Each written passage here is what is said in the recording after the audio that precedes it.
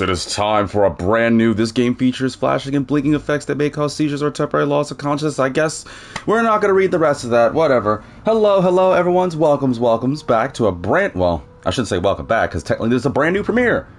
Sort of. Thank you, Twitch. I know I'm streaming.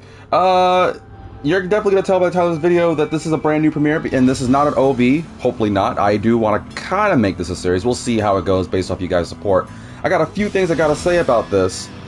Starting with the fact of, yes, this is a brand new premiere here at the office of Diamond DGNR, aka B, your boy, nice to meet you. I'll go further, but I do want to let this cutscene play out because, seriously, this cutscene is beautiful looking. Like, look at it. It reminds me of, God, I'm trying to think of the Final Fantasy movies. The Advent Children movie. I want to go further on this, but YouTube, this is going to be completely different for you. This is more on the Twitch side. I just got to do a quick disclaimer. But I'm still kind of confused on this. But I will say that I probably have some explanations to do here.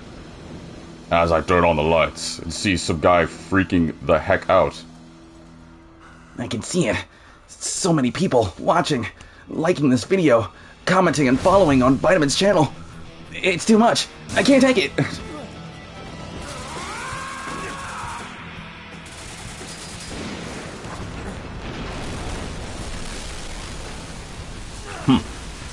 You think glass will stop me? Do you not know I've trained it all to the Force?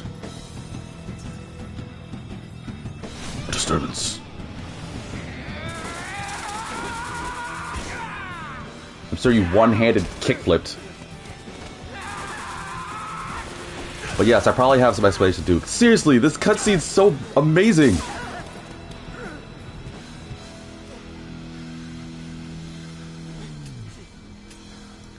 I'm out of bullets. I got a fire. Here, kid. How would you take some of this? Aw, sweet, a gun. Now I can use it to shoot you. Oh. Thanks for holding it for me.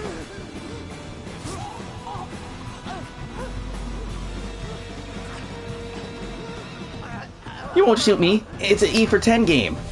Sorry, kid. It's rated M for mature. Actually, I think this is a teen-rated game. Whatever. Anyways, viewers, welcomes. What's good, my boy? Welcomes to Ballet Bonaparte. What's good, brother? Welcome to a brand new premiere of Residents of Fate. The 4K/HD edition, because, you know, that rolls off the tongue. What's good, my boy? Welcomes. Oh, what's good, brother? Welcomes. Before I get to... Actually, hey, dude, I hope you're doing well. Well, I won't name drop, because, you know, I like to be, mysterious and all that jazz, but I do hope everything's... Well, no, don't play this. Are we doing the cutscene again? Hold on, stop. I need to do my explanations here. So, for those on Twitch... Whoa, this is a different background. Oh, that's awesome. So, for those on Twitch, I do have something to say, and I'm gonna give you a proper explanation on this. So, I'm gonna show you this. I have played the prologue. So as you can see here, I got to chapter 1.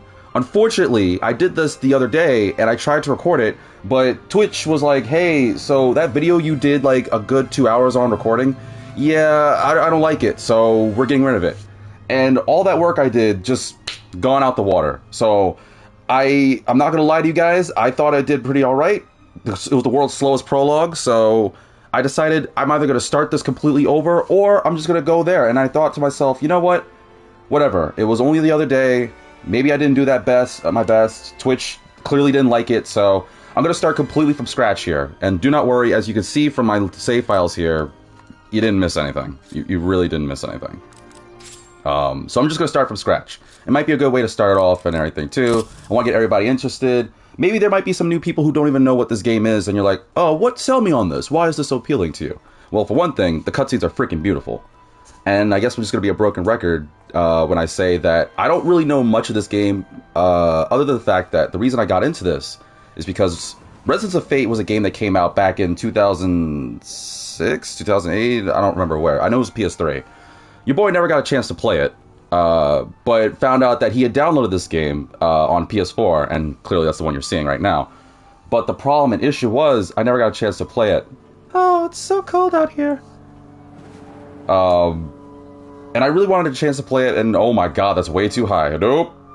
I already hate this. I don't do heights. The game's pretty looking, though. Is that a girl about to drop? No, I'm just about to just enjoy it. Oh, seriously, that's way too high. I can't do this. That's way too high for someone like, oh, she's gonna jump. I can't stand the fact that nobody's following and subscribing to this guy's channel. There's only one thing to do. No, don't worry. They'll just come. It's a slow burn channel. Nope, I'm out. See ya. No, okay. Jokes aside, though, the only reason I got into this game was because I've been playing my 3DS lately, because the 3DS store closed down some time ago. And I've been playing this game called Project Cross Zone, and it has a multitude of characters in it. And some of the characters in it were really entertaining, and they said it's from this game, which may explain why I might have downloaded it in the past, but never really got a chance to play it. And I figured, well, since I'm about to fall to death, I guess that's it. Alright, well, I'll see you guys in the next episode where we'll play, I don't know, SpongeBob or something. No, I'm just kidding.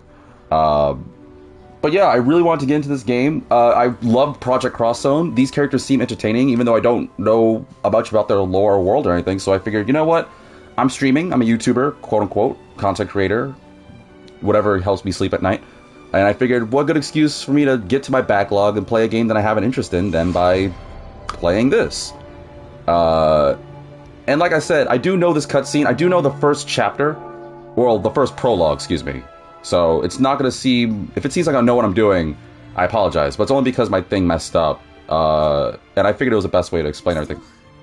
I'm still alive. Huh? What'd you say? Sorry, I'm not going to talk during our cutscenes. I'm really alive. Not for long, you aren't. You realize we're about to fall to death. I don't know how, but I'm alive. How can you smile? Because I'm crazy! You're smiling. Me? This is it. Don't look away. But I don't look away.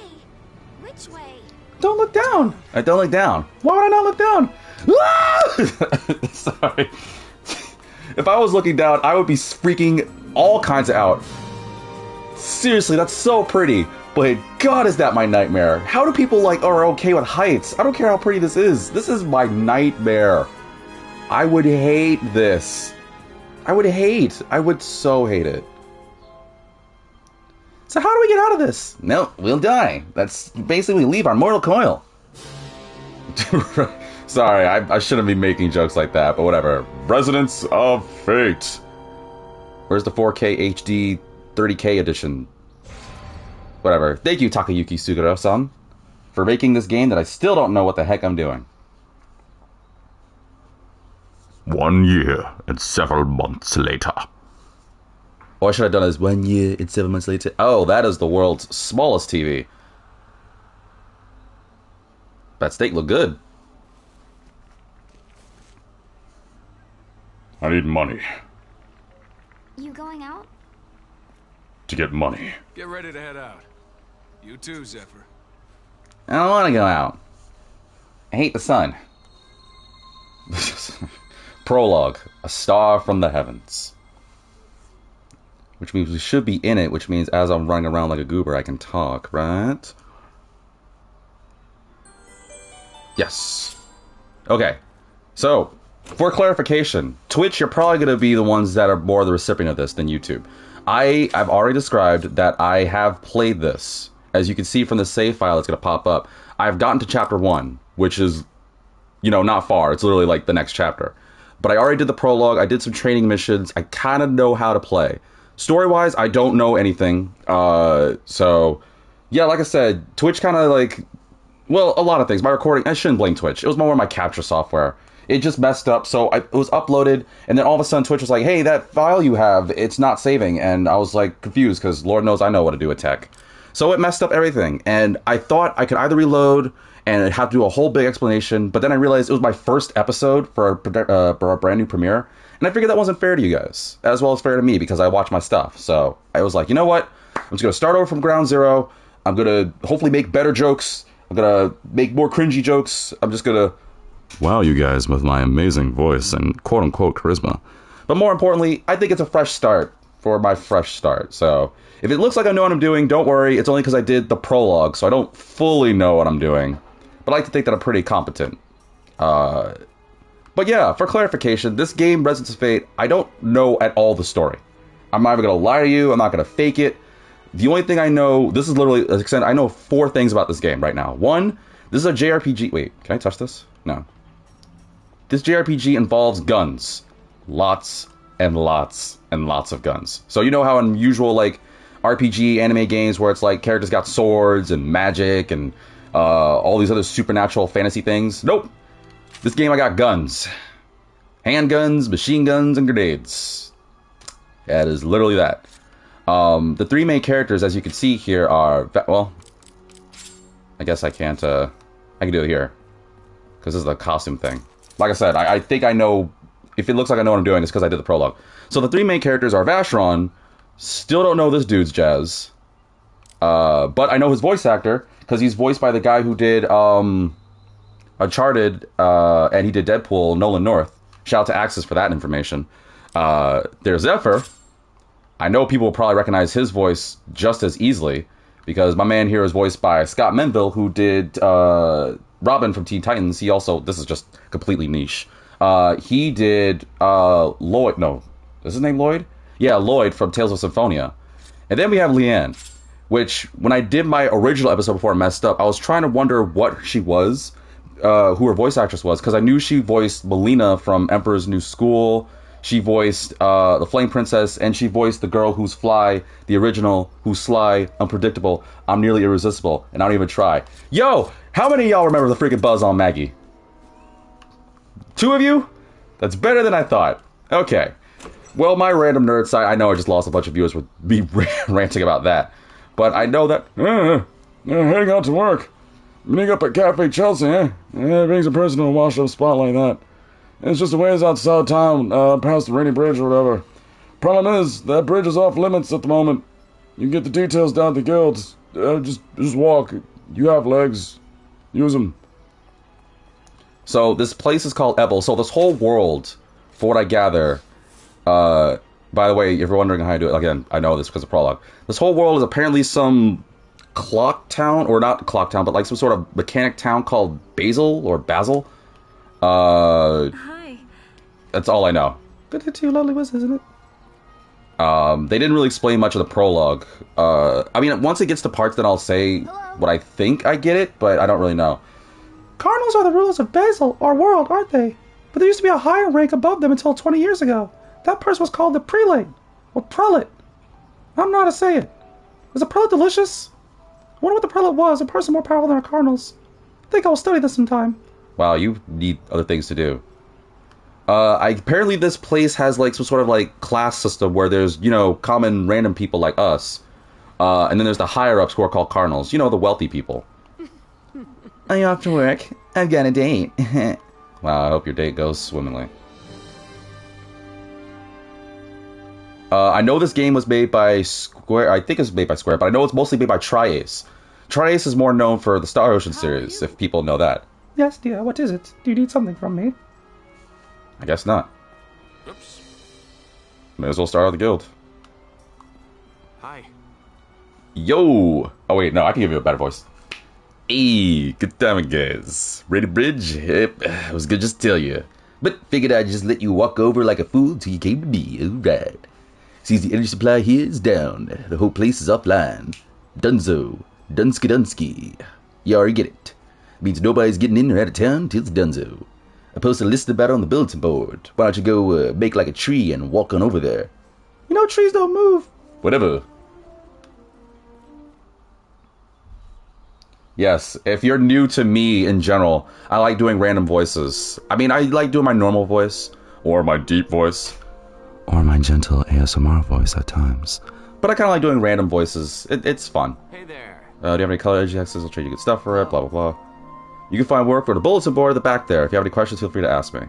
Hello. So I'm not going to read all this, because again, I did the prologue, but I will tell you literally what this is. So, Vacheron, Zephyr, and Leanne, whom I know in Project Cross Zone, they kept calling her Reembell, which I now find out is because Japanese, they changed their name to Reembell. Or I guess originally her name was Reembell, but English changed it to Leanne. Whatever. We're like mercenaries. So for those that don't know, think of them like the anime Gintama, like just odd job people. So from what I know, these three forts are own like handy crew where they'll do various tasks called hunters. They just get paid for these missions. The bulletin board is where I'll go to take the missions. It seems the chapter, at least for when I did the prologue, it's broken up as you have a main story mission and then you have a bunch of side missions. The main story mission obviously is to progress the story, but honestly, doing the sub missions are really good because it gives you the ability to like get money and get items and gear and all this other stuff. So clearly, obviously, JRPG stuff. There are several different kinds of missions. There's like fight all these missions, get something from A to B, get to here, things like that. It's basically for both of these. And hunting missions just like going further on the fighting things, where you got to fight like some of this or fight a powerful enemy, things like that. I haven't fought any powerful enemies. There was just one where it's like, oh, fight several dogs, which you'll see later on. Each mission is locked to a chapter. I don't know how long the chapters are, but apparently it's like if I do a submission but I don't finish it and I like move on to the next story mission, then I automatically fail any submissions I haven't completed. Depending on how I feel about this, I might go for all the missions. We'll see. Hopefully it's not too tedious. I don't know. The mission memo is basically like, every time I go to the bulletin board and get missions, it's saved to my pause screen, it's whatever. Mission progress is obvious. It's like, hey, are you doing this mission? How far have you done? Can you complete it? Boom. Mission target is like, hey, you need to get to this specific thing, or find this specific item, or this specific place. It just tells you that. And then, this one's the interesting one. So, the missions are broken into different things. Like, obviously, there's the fighting missions, they're collect and get to here. So the fighting missions where I have to fight like several of the things, they're automatically completed when I fight them. But if it's something where it's like, hey, can you give these knives to... That's a mission you're going to see. It's not... It gets spoiler because I literally did the prologue. But one of the missions you'll see is like, oh, I need you to get these knives to my son because he's a cook that's like inept or something. I have to give them the knives and then talk to the person, and then that'll complete the reward. That'll complete the mission and get the rewards. Apparently, I'll fail a mission if I don't collect my reward. So, there's that. There you go. That's literally that. This is the bestiary, but unfortunately, each monster you defeat will be registered here. I don't believe there are any entries. Yeah, because I just started. And then this guy is going to talk about, like, handguns and machine guns. I'll go further on that in a second. But yeah, as you can see, this is where we'll get submissions. So, bridge restoration. I got to talk to the A guy. Lexus knife is literally the thing I just described with that woman. We'll see that. And then I gotta go fight some dogs. Like, obviously, once I get to chapter 1, I'll do a better job. It's just because, like I said, I did the prologue, so I'm already aware, and I don't feel like I need to reiterate that. Oh, you saw the bulletin board. I'll fill you out of the details, so come talk to me for a second. Nah, I'm good. I already know the prologue. Hi. I just told you to come talk to me. I have the power of lucking you in this game, so... You gotta do it. Alright, fine. Rainy Bridge is in need of urgent repairs, and everyone's up in arms over the blocked artery. We need you to patch broken grids with energy hexes so that Rainy Bridge becomes usable again. Once repairs are completed, report back to me. Remember, no mission is finished until you receive your reward. How about I explain energy hexes work how energy hexes work while I'm at it? Take a look at this. Alright, you're gonna see a lot of stuff here. I'm gonna give you the shortest version I possibly can when I get to the world map. So I'm going to leave this up for a few seconds and briefly explain. But when I get to the main world, it goes in floors apparently. And I get these little like gray things called energy hexes, which I need to appoint to the world. You'll see better once I play it. But I point them to the world so that way I can like have access. Apparently this game has a day and night cycle where the people, missions, and enemies are changed based off day and night, which I found fascinating. Some of the missions are literally like, hey, you can't do this because it's daytime.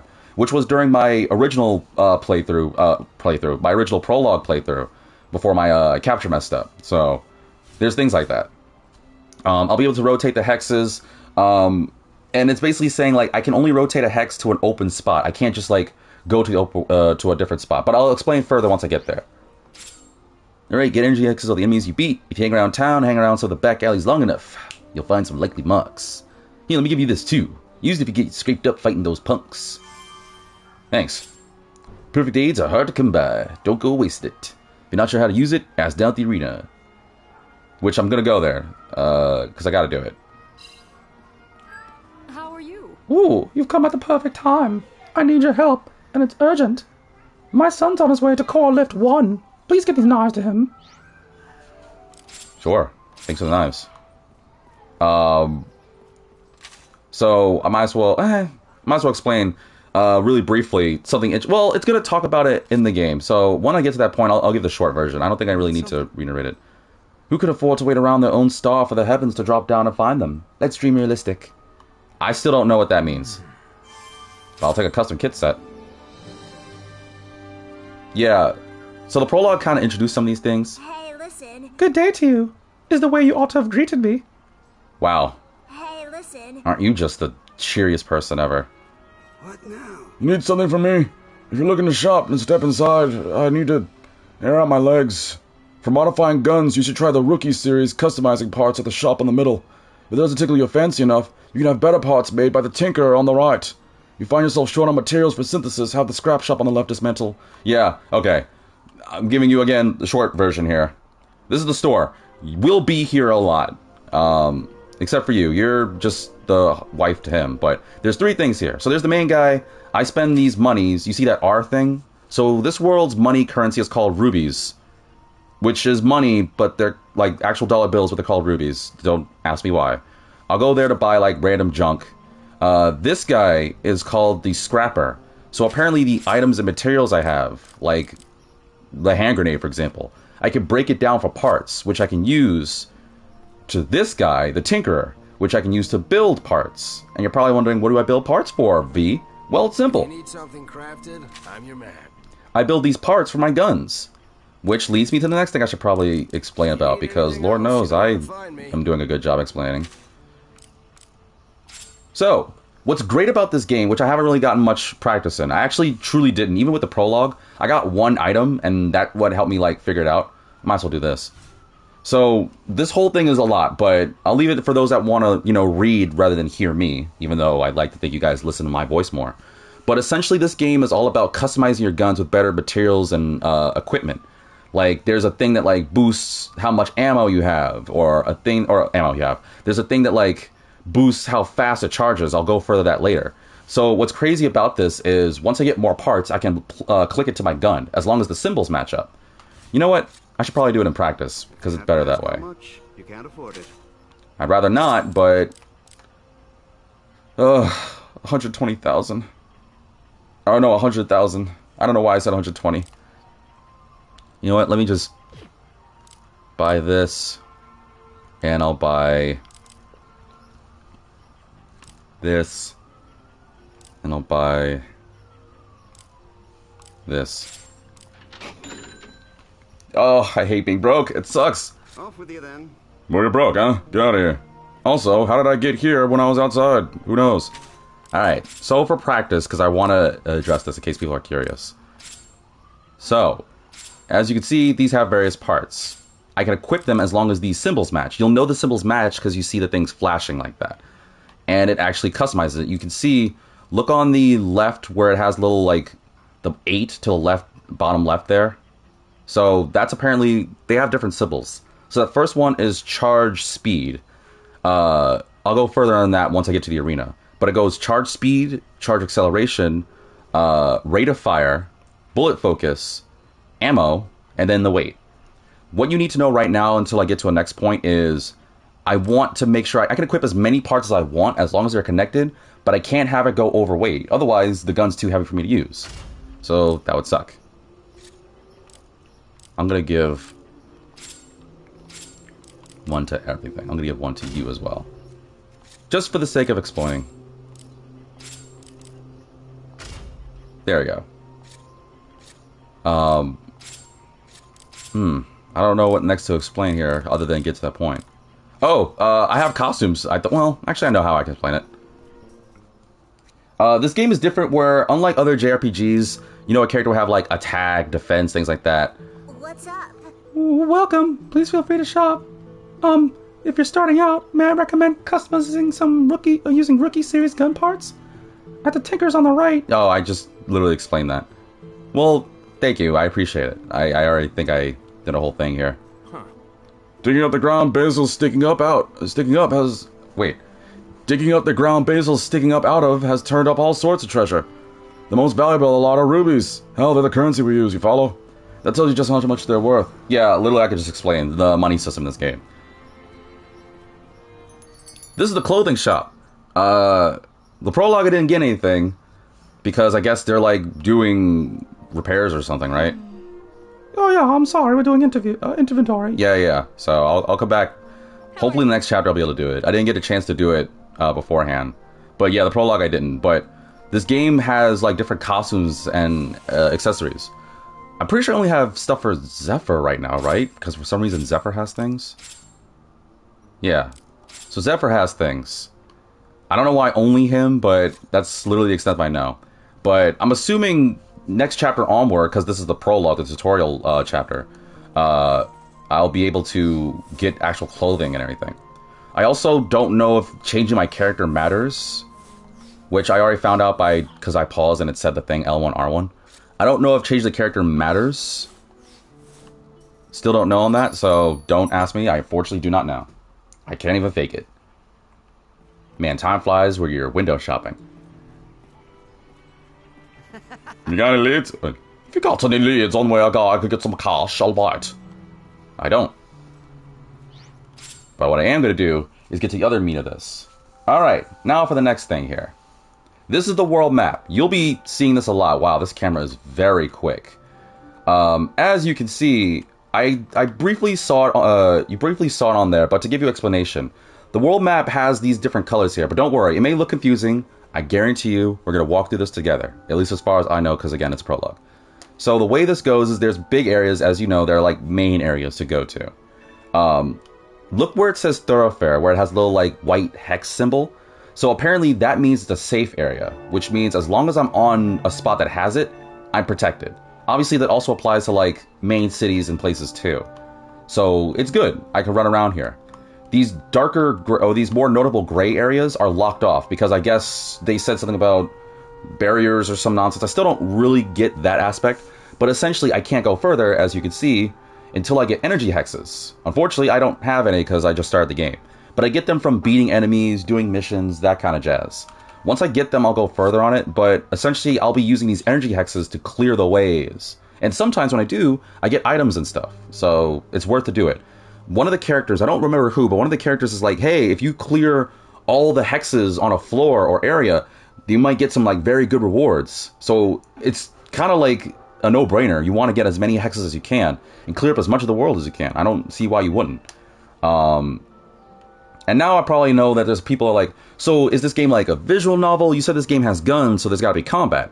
Yes, there is. And what better way to do it than to go to the arena?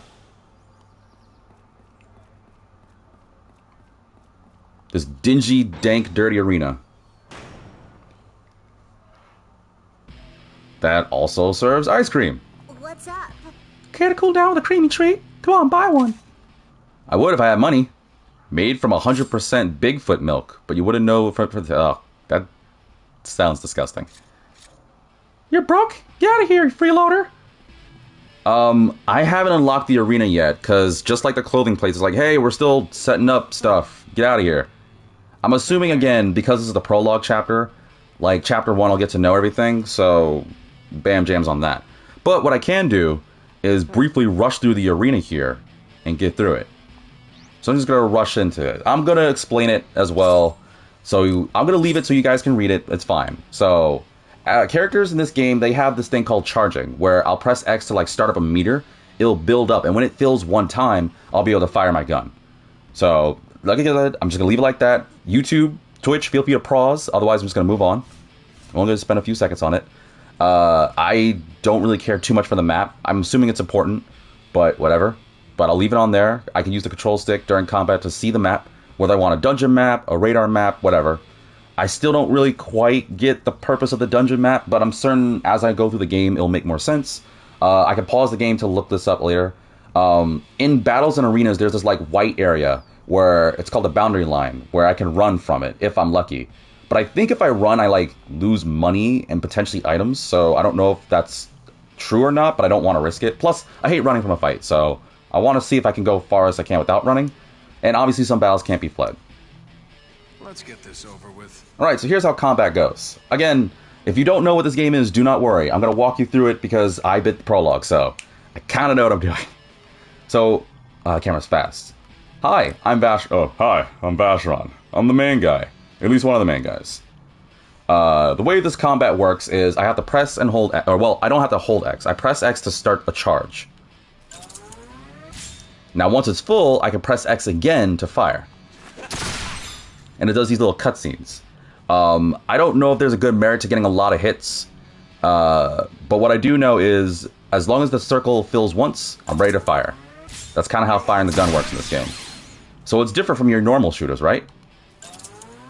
You're hard to hit. But that's how normally firing a gun works. If you're gonna point a gun at someone, make sure you know who you're dealing with. Once I find my family's fortune. Of course, Mr. Noah. So that's how it works. Alright, next is change of characters, which I've done before. During battle, I can press L1 and R1 to switch characters, but again, I'm going to explain this. So the blue meter you see there is the action gauge. So some of the games like, say, well, Final Fantasy, there's like an ATV or active time gauge of sorts, where as long as there's blue in my meter, that character can still move and fire and do all these other actions. But when the meter burns out, that character's turn is done. Well, that character's moment of the turn is done. So I want as much blue as I can. As long as it's not burnt out, I can do anything. If all characters don't have any blue on, then it means a turn is done and I go to the next round. As you can see there.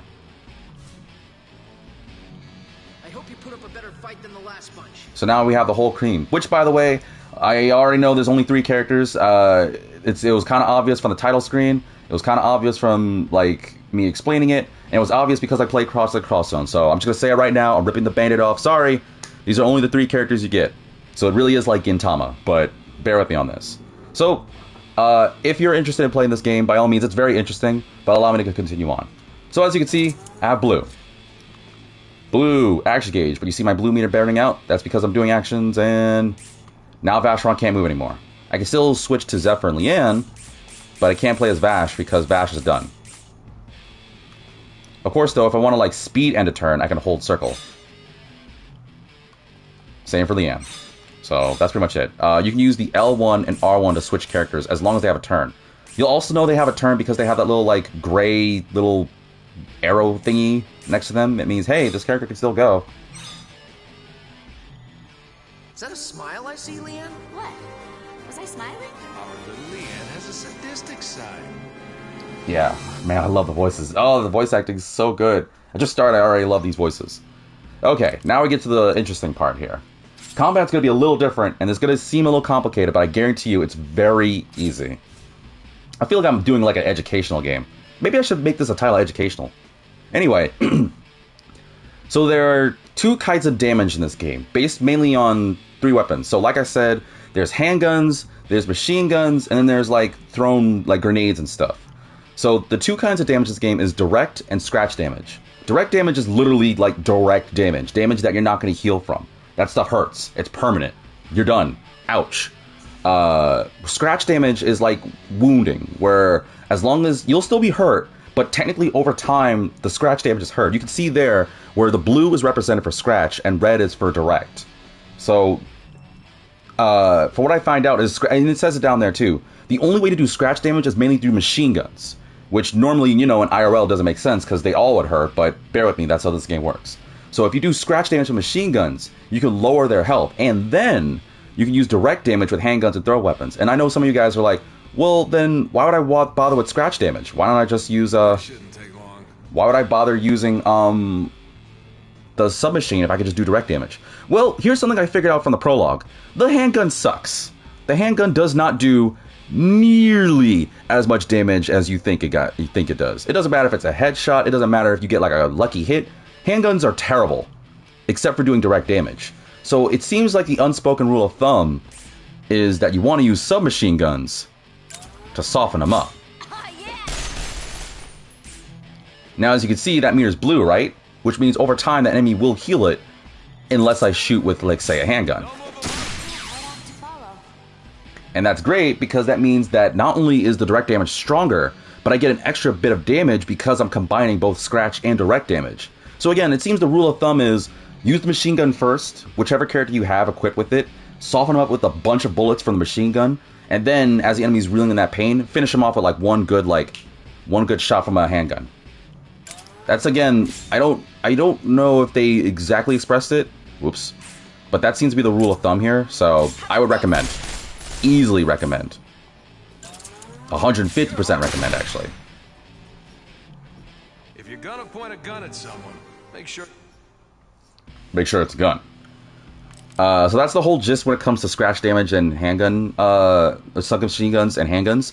For what I did in the prologue, you can change any character's weapon. So it doesn't seem to matter who has what. Like, I can have Vacheron machine gun, Zephyr handgun, Leanne handgun. It doesn't really matter that much who has it.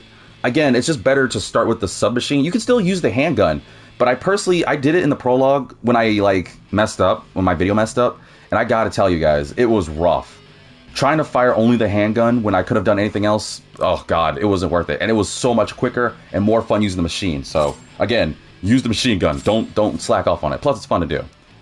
Okay, next is the hero gauge. You're going to see it on the bottom of the screen, but basically, this little orange thing, these bezels, or I think they're called bezels, these little, like, jewel things, is apparently like my hero gauge. It also acts as extra health. So as long as I have at least one of these jewel things, all the damage I have will always be scratched. So I won't take permanent damage, which is good, because that means even if I get blown up, shot, whacked, any of that, as long as I have one of these little jewel bad boys, I'm good, which is nice. Unfortunately, if the bells are done, I'm screwed. I'll go into that a little later. If a character does lose their HP, like, you know, your characters have, like, health bars, which you'll see, and I'll definitely explain further there. But if a character's health bar is done, like their scratch gauge goes to 0, then I lose one bezel in exchange to get them to keep going. Basically, it adds extra health, which is nice because the character can still go, but the bezels are very important, and I'll go further on that why. But I do know that if I beat an enemy down, like if I take them down with direct damage, I'll get a bezel back. Unfortunately, that also brings up one other thing. A machine gun cannot kill. Unfortunately, it cannot. You can do 1,000,001 scratch damage. That is completely fine. But the only way to take down an enemy is to use direct damage. You have to use the handgun, so you have to do that. Now comes the other part where I say the hero gauge is better and the bezels are nice. So the bezel gauge, like it says there, is used to heal scratch damage. But in exchange for that, my bezel's broken out of me and it scatters across the area. So I have to go run around and grab those, which is, you know, going to put me for enemy fire and all that jazz. I also get bezels when I beat enemies down. So you gotta have multiple ways of getting bezels here. But here's where the issue is. Well, first, it also says there, if you rest at a base or an energy station, you'll get your hero gauge back. Which means if you go to a battle, well, if you end a battle, you'll get bezels. But if you don't end the battle completely, whatever your hero gauge is left at, it's left at. So if you're dealing like waves and waves of enemies, you're kind of screwed on that front. So you want to have a lot of the hero gauge. But the biggest issue is, you see where it says critical edition and the characters look like they're cold, I guess. So if my hero gauge is completely empty, then we get in critical condition. I had this happen to me in the prologue, and it sucks. It sucks, dudes. It sucks. It sucks so much. You can see there it says my attack power is greatly diminished, and my attack takes 1 bezel. Basically, that means is I'm going to take permanent damage, which means I could be game over. I still don't know if this is a game where if one character dies or all character dies, then it's a game over. I want to assume if all characters get killed, it's game over. I don't know that for sure, but I do know that I was in critical condition. So what happens is I'm like, the music gets really tense. I can't run to save my life. It takes me longer to charge. My attacks suck. I'm open. My defenses is weakened. It's the worst thing imaginable. So you want some hero gauge. I'm telling you that. This shouldn't take long. But yeah, the best way to do it, fill up the gauge. Ow! So as you can see, I got hit, which means I lost the bezel. But in exchange, I got my thing back.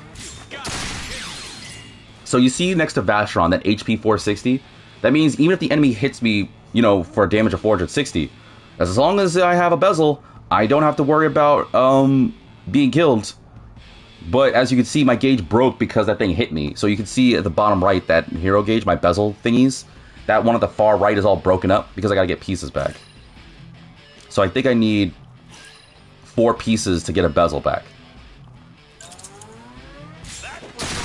And the reason why that sucks is because even if, like, for example, I get a bezel back, if my gauge is broken, I'm only going to get as many bezels as I have open slots, which means I won't get that final piece. Which sucks, but it is what it is. Ooh, if that was wrong, I don't want to be right. Also, I miss how the anime used to look. Man, I remember it looked way better during the animations. Alright, now it's time for hero actions. Essentially, yeah, I'm just going to leave this up here, but hero action is basically a fancy way of saying you can run and shoot. So what's nice about this, I'm definitely going to explain it. I found this out in the prologue because I was curious when I read this. If I run and shoot, which I'm just going to leave it for a few seconds. 3, 2, 1, boom. Well, I'll leave this on for a few seconds too. But enemies are going to react according to me. So if an enemy is targeting a certain character, you'll see the crosshairs next to my name. It goes from gray to red. Like, gray being they don't care about me. Red being, oh, that guy. That one's got to go, for sure. You can also pay attention to the enemies. They'll sew a little symbol. You can see, it's a little small, but you can see on that mirror it says Z, then V, then V. Because that means at first they were going for Zephyr, but now they turn their attention to Vacheron. So you can tell who they're going for based off the initial there. So it's like, oh, if it's going for L, it's going for Leanne, V for Vacheron, Z for Zephyr, boom. You already know. And obviously I don't want to get shot, but that's the whole jam there. So let me explain the hero action thing. Poor unlucky bastards. So by pressing square, which it said there in that first screen, I can start where I plan a path. This means I'm going to run in that direction. And while this is done, I can fire multiple times. So what's interesting I found out is, I guess I just have unlimited ammo, which is nice, but I still need to, I can only fire if a meter fills up. But here's what's interesting about it. As long as I'm doing this hero action, this running thing, I won't take damage. Which means they could be firing at me, they could try to blow me up, but as long as I'm running, apparently I'm immune to damage. The problem is, once I stop, I'm open to enemy fire, so you kind of want to plan where you run. But it still looks cool. Check this out.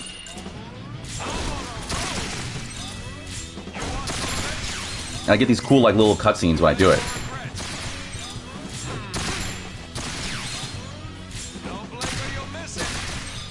It's pretty awesome. If you're gonna point a gun at someone, like that definitely like sealed the deal for me. That was like the coolest thing when I first discovered it because I was like hooting and hollering. But like I said, that's the biggest thing because obviously, yeah, you could just stand and shoot, but you'll be open to enemy gunfire. So it really is like you can do hero actions. However, keep in mind, I kind of glossed over it, but I'm being serious. You have to use a bezel in order to do the whole run and shoot thing, which sucks because that means you're basically you're cutting your defense and your technical health in a sense in exchange for having the ability to do the whole like run and shoot kind of jam, which sucks, but I mean it is what it is, so humor me. Next we go to Tri Attack, which is essentially a fancy way of saying you can have all three characters run around and do it. So the way it works is I can do hero actions to make the characters run, right? And I also wonder if they call it Tri Attack because this game is made by Tri-Ace. I see what you're doing there. So I'll just leave this up for a few seconds, but basically describing is I can do the hero actions, position characters. It's kind of wanting them to make, the game is basically saying you want to make as many big triangles as you can. Because once you do, you'll have the characters run in whatever the other character's direction was. As you can see in the bottom left there. To do this basically is like a combo attack, but in order to do this, you need what's called a resonance point. To get resonance points, you have to have them do hero actions between characters.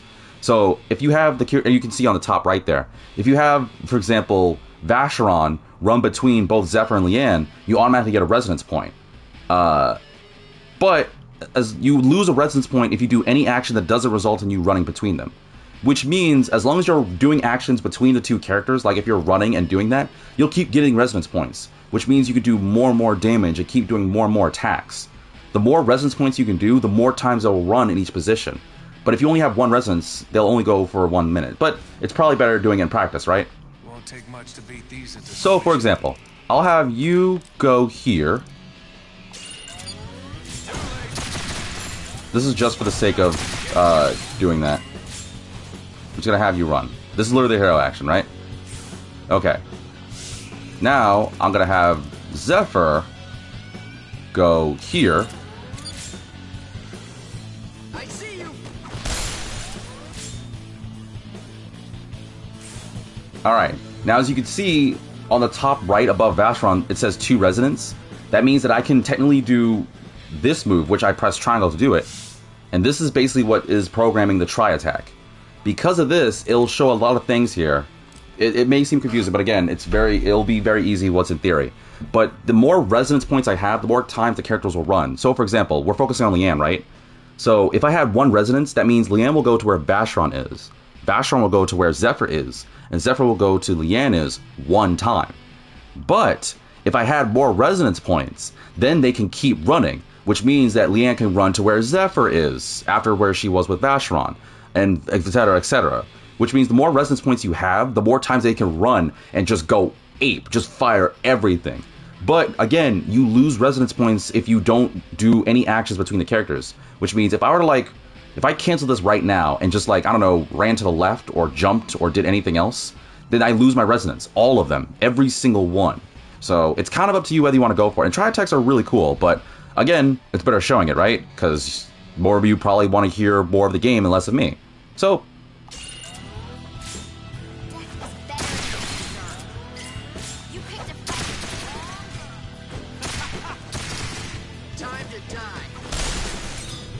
and that's a tri attack. Just taking out the trash. Told you this voice is by Robin. It's dope, isn't it? So that's how tri attacks work. Again, it may seem a lot right now, and I may be sounding like I'm an expert even though I only did the prologue. But again, even though I did the prologue, I felt like I was like, oh, this is actually really easy. I think it's one of those games where it's easy to learn, hard to master kind of deals.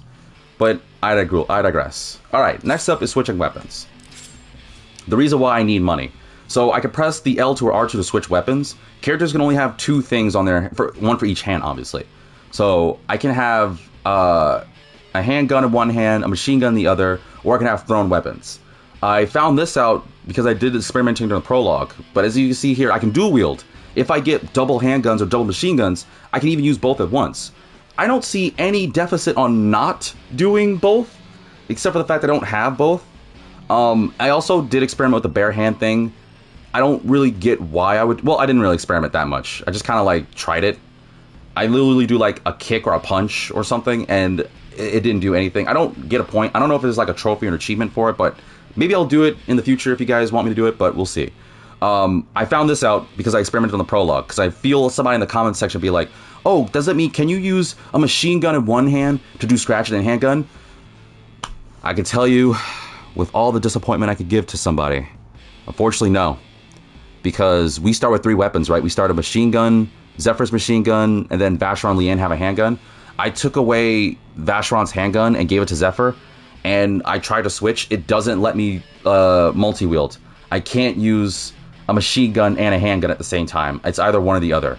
So it's either I use a handgun, a machine gun, or double of both of them, meaning 2 handguns or 2 machine guns. I can't use a handgun, machine gun, and totally akimbo it. I don't know why. It just doesn't let me. I guess that's just balance in this game. It sucks, but it is what it is.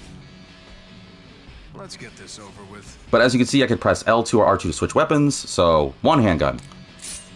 There isn't a weapon made that a real pro can't handle. The other handgun, and then if I do it again, It's all about having the right tool for the job. as you can see, I got double handguns going on. That's the reason why earlier you remember when I was at the store and I was like, God, I need $100,000. It's because I want more weapons. It's either I take away somebody's ability to fight to dual wield, or I don't. And unfortunately, it also increases weight, so that's another thing I'll get into it later, but that's why I want double handguns, because this is the most badass thing.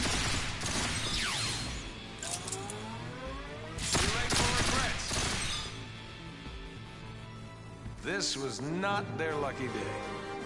No, it wasn't. But now you see my blight about trying to, get tons and tons of money because I want to buy more guns. That was just the first gun. I don't know how expensive guns are in this game, but I gotta imagine they're gonna be up there in price. Plus, I'll need parts and stuff, so why not? Items, huh? Okay, so this one, apparently there's these special items. You can see there's called a first aid box and a grenade box.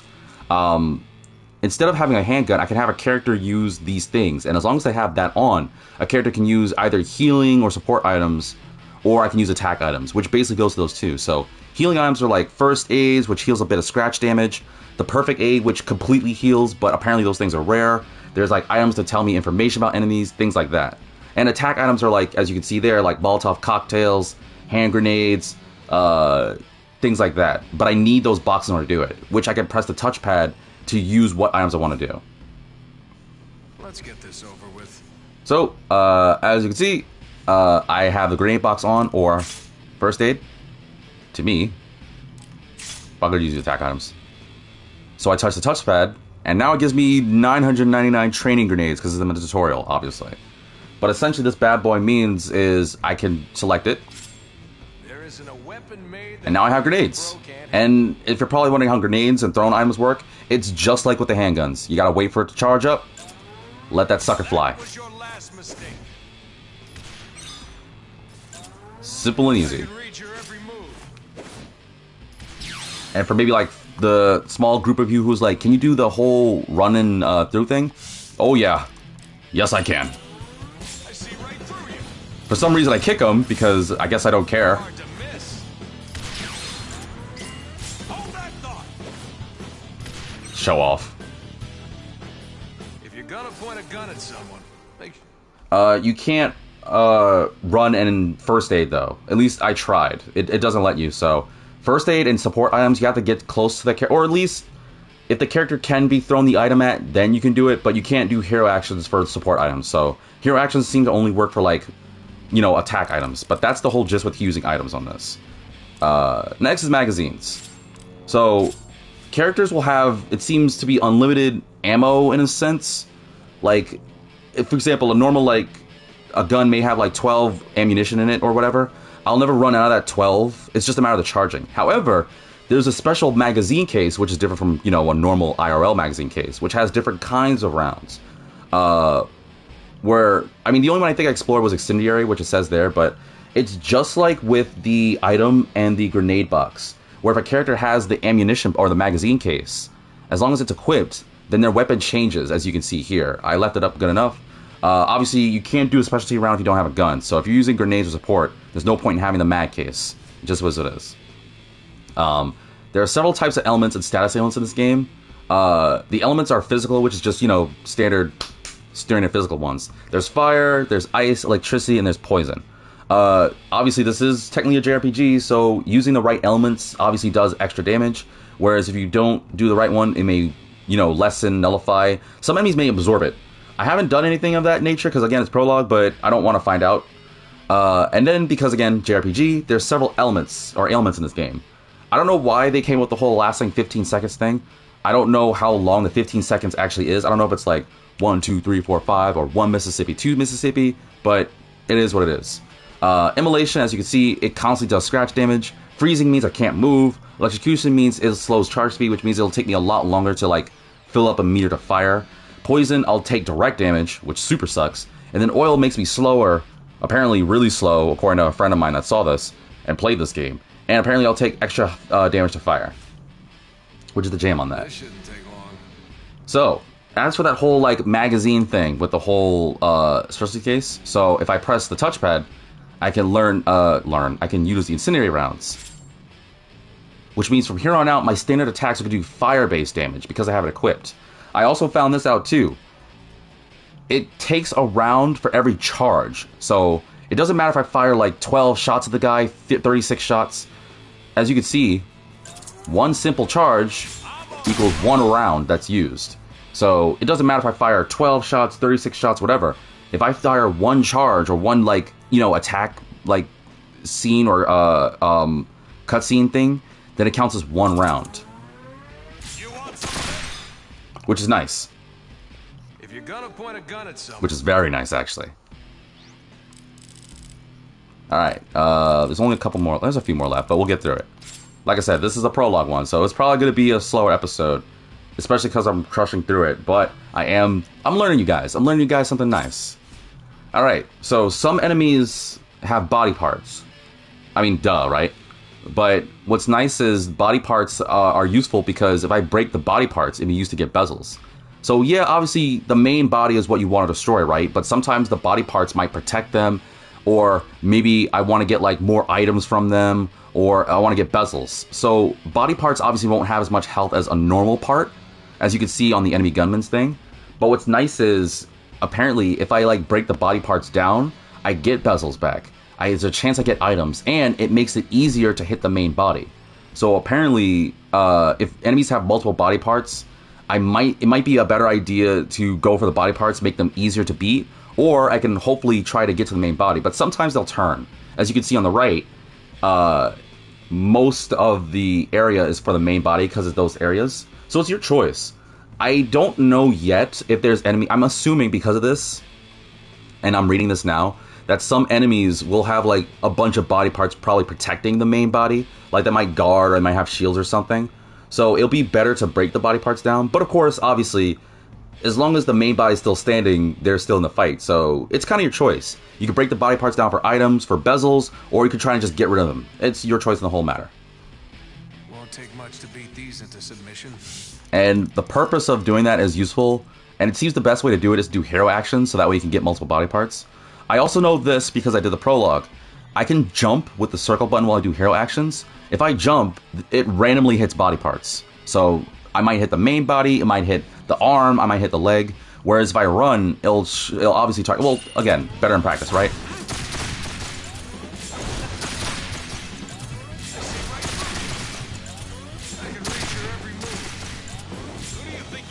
I said circle, I meant square by accident. But you see, I got a bezel back because I broke the body part. Which means by doing that, I can keep doing more hero actions. It seems this game really wants me to do. I mean, obviously, it's not enough. Like, if you're in a gunfight, you're not gonna stand around and shoot. I mean, I don't care how cool you are. You gotta like survive. I don't want to get hurt. So it's worth doing the hero actions. But because of that, you'll be firing and jumping and everything. So it may be worth going for the body part so you can get your bezels back.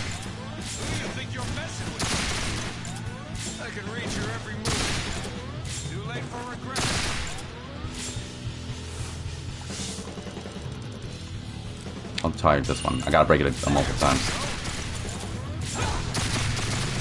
Break, will ya? Plus, these cutscenes are awesome, aren't they? Just floating around, doing Crouching Tiger with guns.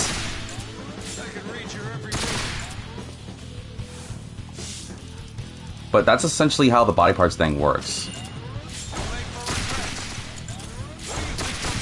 And you're probably wondering, yes, it is far easier using the machine gun, as you can see. Keep this up, we shouldn't have any problems. The handgun only does so much, so again, it goes back to what I said way earlier. Use the machine guns, people. Using machine guns to make it easier, way quicker, because the handgun can only do so much. Alright, this is easy. We're not going to spend too much time on it, but there's some enemies that'll have the word leader. Think of it like chess, where it's the king, right? As long as you take down the leader, or shogi.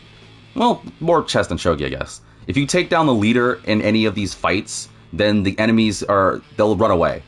There's a chance they'll drop items as well, which I don't know is 100%, but essentially, you have a choice of either you can go for... Oh, I'm automatically incinerated, cool. So you can either go for the weaker enemies to make it easier to take down the leader, or just go for the leader. If you go for the leader, the enemies run away. And they might also drop items too, like I said. Ooh, if that was wrong, I don't want it. So you do have the choice. Obviously, yeah, if you beat the other enemies, you'll get like items and experience and stuff. But maybe some of the fights are too like drawn out and everything. You're like, you know what? I just want to take down the leader. I'm done with this. So then bam, go for the leader. It makes it quicker. If you can. But obviously, leaders are tougher than normal enemies. And that's not to say that the normal enemies are going to let you. So be wary on that. Oh, also another quick thing. Bunkers. There's like little barriers and shields and stuff where it has like these icons. The little like gun going through a window, car door from an SUV kind of deal. As long as you're behind the bunker, which that's the purpose, that would be a good merit if you want to like stand and shoot. As long as the bunker's there, you will not take damage at all. I think it doesn't work for like explosions though. I don't. Even if you're not doing a hero action, the bunkers will take the damage first. But that would be a good merit to like standing and shooting.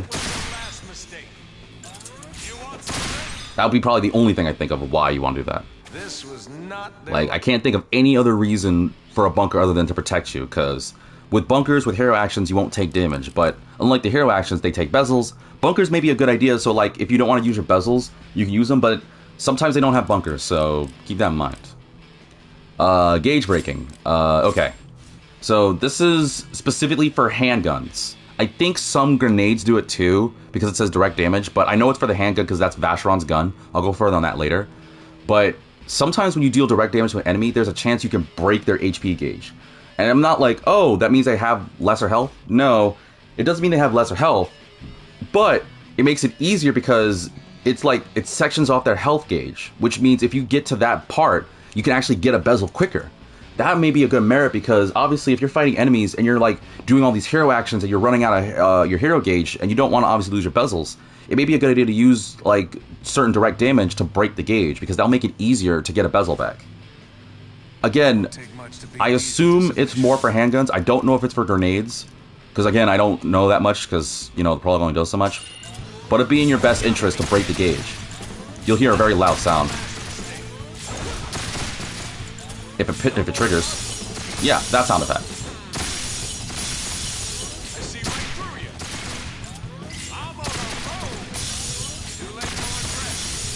Yeah, it's kind of obnoxious. And I should also say, for those that are very sensitive to sounds, flashing lights, everything, let me say this right now. I do apologize. It did it like for 5 seconds, but this game, at least especially from what I've experienced so far, definitely has a lot of like flashing and explosions and loud sounds. And obviously I'll cut the volume down too, but if you feel like it might be too much, then I kindly urge you guys to gently lower your volumes. I don't want your poor ears to be hurt, of course. Unless you want to hear me, then, you know, focus on me. But that's gauge breaking. They bit off more than they could chew. Alright, a few left, right? Okay, multiple charges. I don't really remember the... Oh, this is like the charged thing. So this is based apparently on me leveling up. I guess the more times I level up, the more charges I can do. Which is the whole circle thing. Damage I do, the better effects I have, and apparently if I level up to a certain point, I get skills. In the prologue, I did get one skill for, I think it was Zephyr's machine gun, which had something called knockback something. I don't remember the whole knockback thing. But as I level up, I'll get more and more skills. And that'll also make me charge more. And it's better to have multiple charges, so that way I can do more damage. It doesn't affect how many shots I do, unfortunately, but the more times I do charges, the better I can do like better skills and stuff once I get them. Yeah, again, there's a lot here, but I'm giving you the Cliff Notes version. So handguns are better.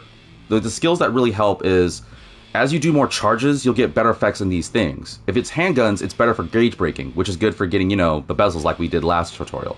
If it's machine guns, it does more damage, which is good to, you know, do that whole convert to direct damage thing. Throwing weapons is good for knockback. I still don't really know what knockback is. But the last thing I'll say here, because I don't want, you know, to talk people's ears off in this tutorial thing, is the character's level is different. It's not just... It's based off the total level of each weapon you have mastery over. So, if, for example, Vacheron has a level 1 in handgun, a level 1 in machine gun, a level 1 in grenades, that means his total level is 3. Not level 1 because he's starting out, but level 3 because it's level 1 in those respective things. So it's a good idea to, like, master the weapons and get more skills. Now, I did figure this out from the prologue.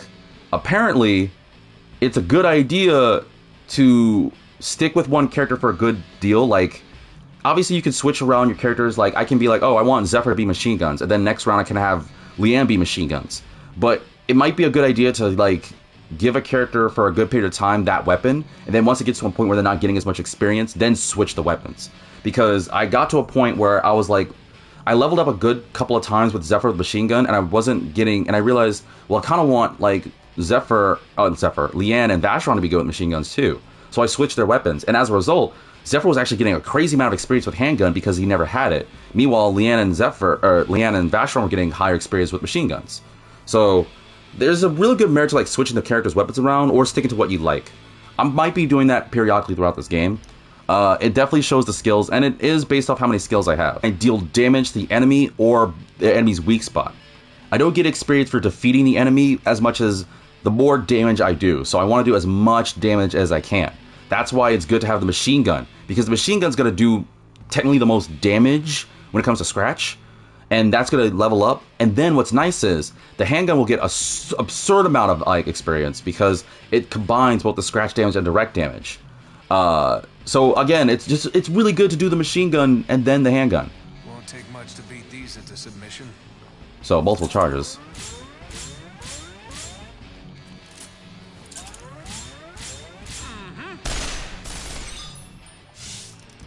I can also run and do it too. Might be a good idea to do it so that way you get more charges.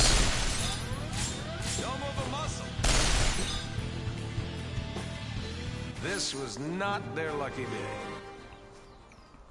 But that's usually how multiple charges works. Again, it may seem iffy, and I know I glossed over it. I may not be doing, 100% with the explanation job. But it's the job that you're getting, so oh well. Okay, bonus shots, huh? I still don't know how this works. There's a lot here. I'm going to leave it on there for a few seconds. But essentially, if I'm on the ground, if I fire with a handgun or machine gun, so not grenades, it does not work with grenades apparently. I haven't experimented to try it, but it even says it right there. You can use machine gun or handgun. But it has to be during hero actions, so you can't do it while standing. Again, really forcing you to use those bezels, huh? But if you do hero actions, there's a chance somehow they get knocked into the air. I don't know how, but let's just assume that. This is what's called a bonus. By doing this, you may have a chance of triggering a bonus shot. It'll show this little wheel thing where, as you can see on the cursor there, I want to get in the yellow because if I do, there's a chance of doing what's called a bonus shot. If I do it, I can do extra damage and also get them to give me more items. I'll be riddling the enemies full of bullets. And of course, if I don't want to do it, I can press circle to cancel it. But again, it's better to show than tell. Again, it can only be done through hero actions, but this is how it works. So now they're in the air because it's a chance to knock them in the air. I want to keep them airborne for sure. The more they're in the air, the better my chance of doing the bonus shot.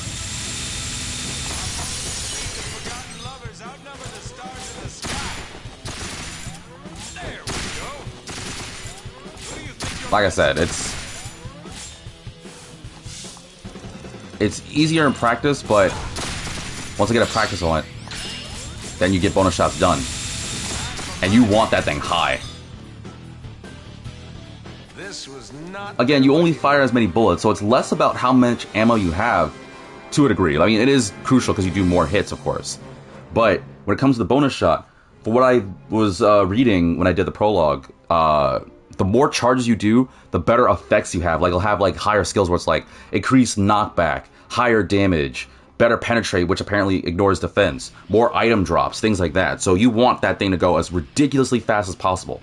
But that's what leads to, well, hold on, I gotta explain this one a little bit differently too, because there's more on this. So remember when I said the whole, like, the meter there? The look on the left, it has the, oop, not this. So you see on the left the wheel with the arrow going left, and then the one that has like a bunch of cut-ups in the left. So that's for charge speed and charge acceleration. Charge speed is the initial time your meter fills up once. So the faster that goes, the faster you'll be able to start like firing, right? That basically means you'll be quicker at firing. But the acceleration is how many times after that it'll go. So the more faster the acceleration is, the more times you'll get another gauge, then another gauge, then another, etc., etc., etc. So you obviously want that to be higher.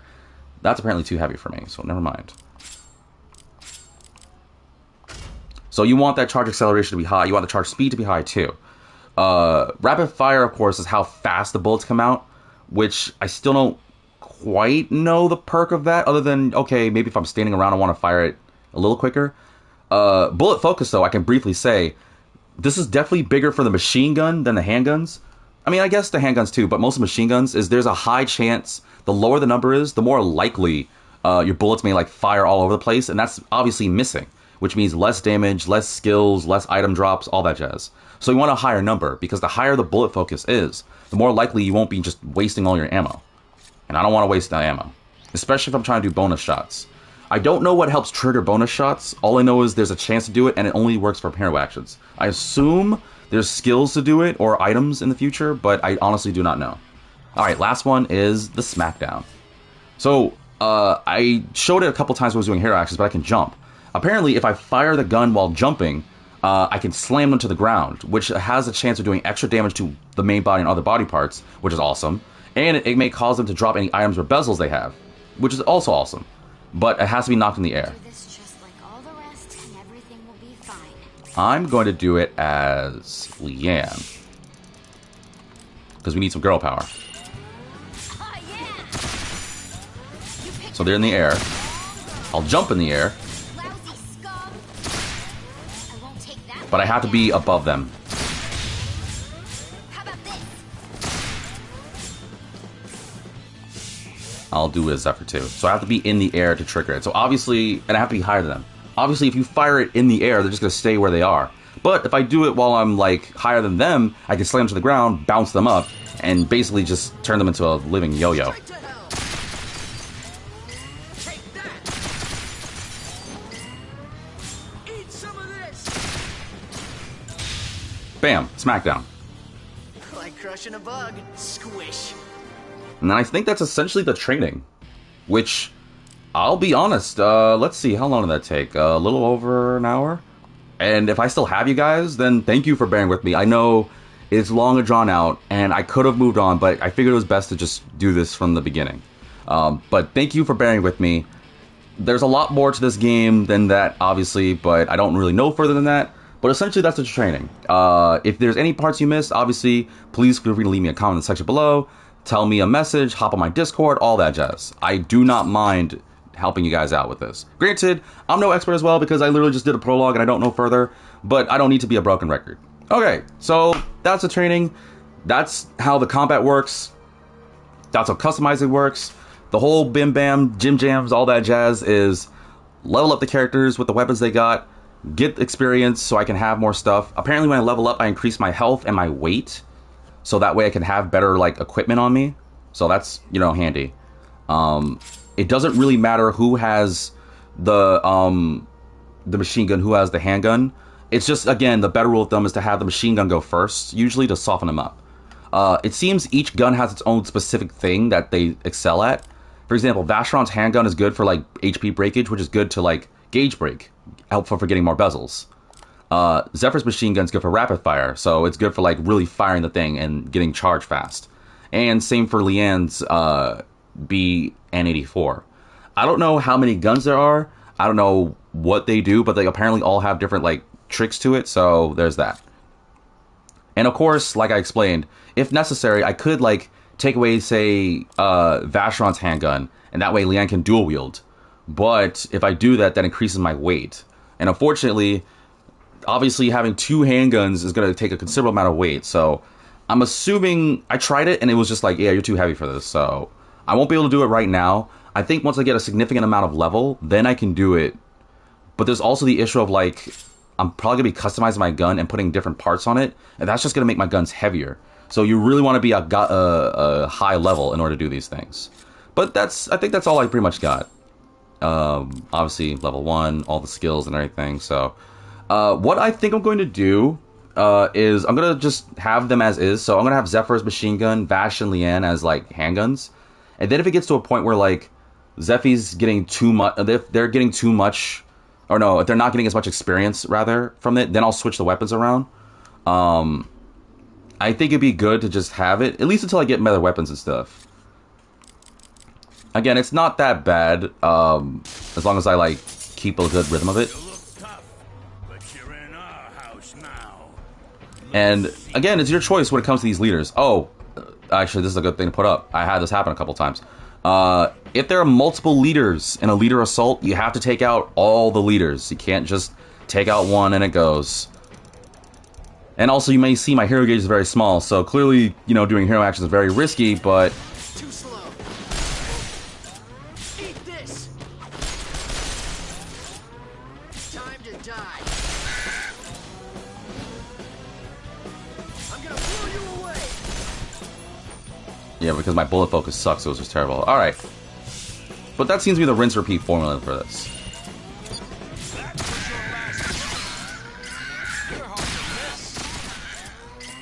Granted, I can still use the handgun, and it still does good damage. So it's fine now, because these enemies are weak. But I guarantee you, if it gets to a point where I'm dealing with tougher enemies, then it's like, oh, well, there's no point in using the handgun. I might as well just wait until I get more damage going. Quit wasting my time. What have we here? All right, Leanne. I know I could go for resonance points, but meh, I don't think they're really worth it. I hope it's something useful. Ow. Ow. And that's basically the rinse repeat formula. So clearly I'm going to be using Zephyr a lot because he has a machine gun. And I could switch, but nah. Here goes. Practice, right? You don't want to miss this. Eat this. Too slow. I'm gonna blow you away. And now I'm just going to stand and shoot because I can. Dude, done. Hey, I'm just happy to be keeping up. I don't know why my characters don't look like the opening cutscene, but whatever. Or why my hair is a different color. Because I'm assuming it's the same girl from the beginning. I don't honestly know. But we'll see. But that's essentially the gist of like the combat and everything and how it works. The last thing I'll say is I just got that energy hex, right? So the way it works, as you can see, is when I beat enemies, and I guess from like certain items and missions, I'll have this thing. I can rotate it with the L buttons and R buttons, you can see, and press X to do it. Like I said, I don't know who tells me, I know it was in the prologue, but somebody tells me, clear it all up, you'll get better stuff, and occasionally you might find items in it. But, I'm pressing S as you can hear, I cannot place it on something that I can't have access to. So because I obviously have no means of getting to that point, it won't do it. But, I can walk over here and do that. Which means there's more area for me to go through. And it seems to be a counter-based, this game. So as long as I'm in the safe area like I explained earlier with the white hex thing, I'm good. I can run around here all I want. I couldn't care less. But the minute I go to a dark area, then enemies will come at me how they want. Won't take much to beat these into submission. So that's essentially the rinse and repeat formula. I think I've done a majority of like all the tutorial I need to do. Time to die. Is this the spot? Barely nicked me. Here goes. Eat some of this. What really gets me is that I can do this whole crouching tiger, hidden dragon thing. Ow! While I'm firing. Bash can end this. As you can see, it's very risky using hero gauges, so I gotta be very careful, otherwise I'm screwing myself here. Too late for regret. Got him. Keep it up. Still don't really, I never really like tinkered yet, so I'll go for that later. Literally the prologue was, I got an energy hex, I did the main mission, which was going to, that like red spot there. But essentially that was all I really did. But now I have energy hex, which means now I can clear that up. Yeah, and as you just saw, sometimes when I clear up the energy hexes, they may give me items. Sometimes it's hexes, sometimes it's like health items, sometimes it's gear. I think one of these gives me it, actually. This will work, right? Yeah. Perfect. First aid, see? And that's a pen on it. You're probably wondering about this one, though. So I can't do that one, because apparently, I know this from the beginning of Chapter 1. Like, literally, I got to the beginning of Chapter 1, and then that's when I stopped. But I do know that there are colored hexes that these normal white ones can't do a thing about, but I need the right color. I think someone says you have to, like, fight near a colored spot, and there's a chance they'll drop it, but I don't really know too much else out of that.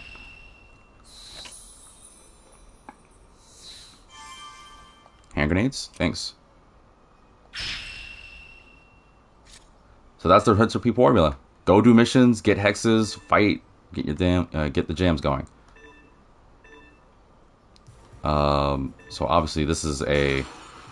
And now we go back to the whole premise of, like, what drives this game. Because it's like, oh, well, it's just assuming, yeah, well, you have your missions, too.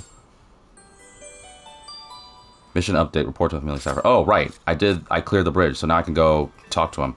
I found this out accidentally when I did the prologue. Depending on where I go in the city, it takes me to certain parts. So, if I go here, I'll be going back home. If I go to this spot, you'll see it's Razzle Street, where's the shops. And if I go here, it's close to the guild. Oh, what's up? It's gotta be something useful in there. Huh? That's a bottle cap. Hi. Yo, looks like you did the Brady Bridge. Remember, a mission isn't finished when you achieve the objective. Once you get paid for your trouble, that's when a mission's done. Don't be a dingbat and pull the bonehead move of doing a mission and then not collecting your reward. Otherwise, you are a loser. Thank you.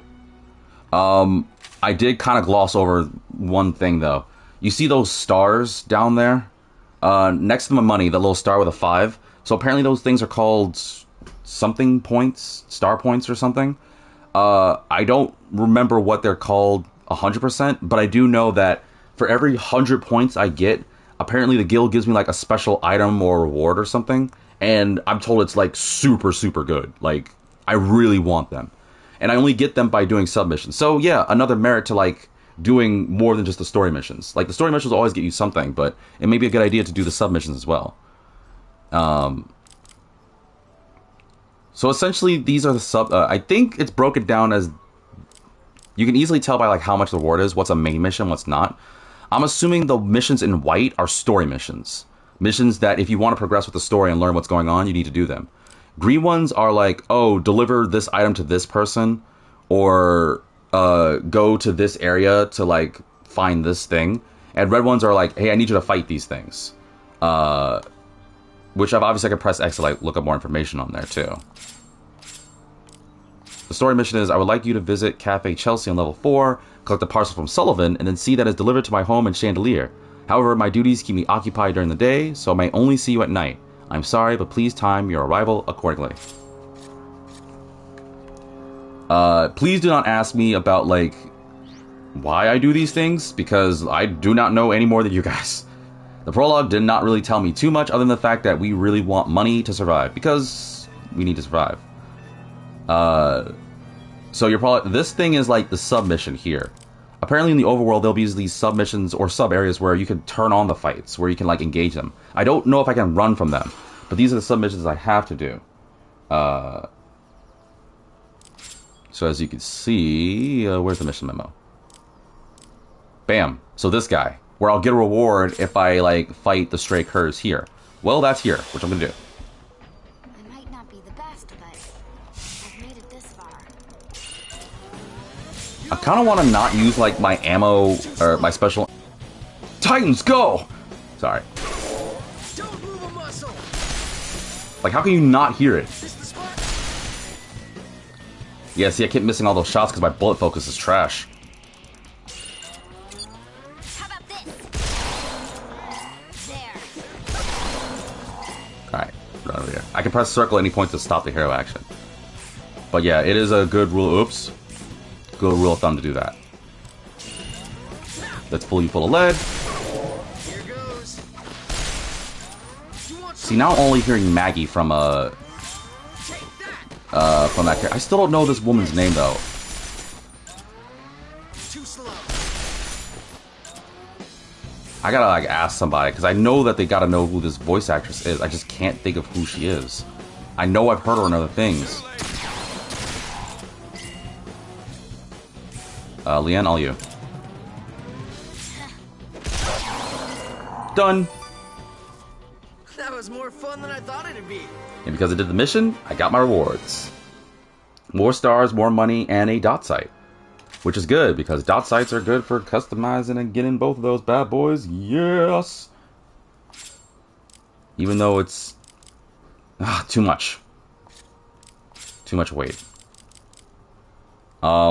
Clearly, obviously, Vacheron's like bigger, so he can have more stuff. I don't know, like, if they have like unique stats. Like, Vacheron has more health, right? And Leanne's lighter, so I don't know if it's one of those things where like, oh, well, Leanne, she might be smaller, but she's more nimble. But I also know Zeffy's fast. I'm calling him Zeffy for short because in Project Cross Zone, some of the characters say Zeffy for short, and I'm just used to that. And I might also slip calling Leanne Reembell because in the game they keep saying that because I guess in Japanese they call her. By the way, viewers, also let me know if I do decide to do more of these episodes, do you prefer hearing it in English or Japanese? Because I'm curious. I will give it to you. And because that mission's done, I don't have to worry about it. It's nice that once the mission's done, I don't have to worry about them again. Unfortunately, I don't know if I can redo missions. I'm going to assume they give you tons of missions that you don't have to worry about it, because obviously, if you could redo missions, you can keep getting stars. I don't think they'll let you do that. But okay, what's next? Lex's knives. Go to Corliff 1, get them this. Got it. Hello. I'm headed to the Basilica to offer up a prayer. It's right at the top of the world, smack in the middle. You can see everything from there. Hey, listen. Why only important people and rich people live in Chandelier? Because you're not any of them. Hey, listen. Wait, I didn't talk to you. I'll talk to the other person. Hey, listen. Not you. This one. They say Chandelier is the most high and mighty area in Basil. Or Basil. What do you mean by that? I still don't know if it's pronounced Basil or Basil. They never really addressed that yet. Oh, you're Lex. Cool. Huh? My knives. Oh, now I can finally take down Superman. Anyways, you surely saved my job. Thanks. Thank my mom for me too, will you? You're welcome. Thank you. Anti-damage. I don't know what that is. Creates an anti-damage field that cuts physical damage in half. Actually, let's see. Heals 1,000 points of scratch damage. Completely restores the target's HP. I've been told by the characters, and somebody came... When I did my prologue, I got somebody that yelled at me, being like, do not use the perfect aids unless you absolutely need to. They are not that common, so...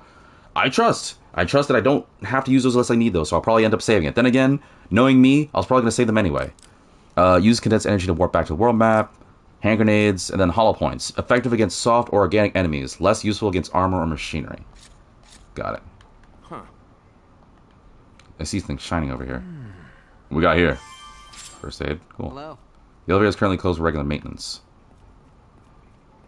Alright, so what's left to do? Just the main story mission, right? Go to Cafe Chelsea on level 4. Collect a parcel. Okay, go to Cafe Chelsea. I can totally do that.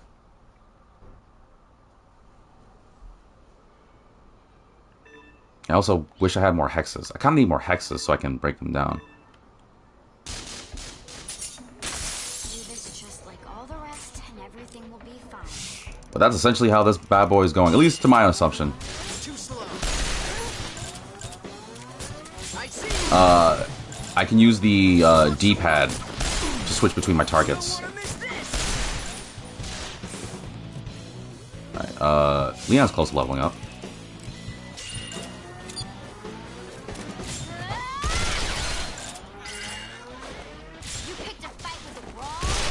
How we're able to do this crouching tiger super acrobatic flips and stuff, I literally don't know.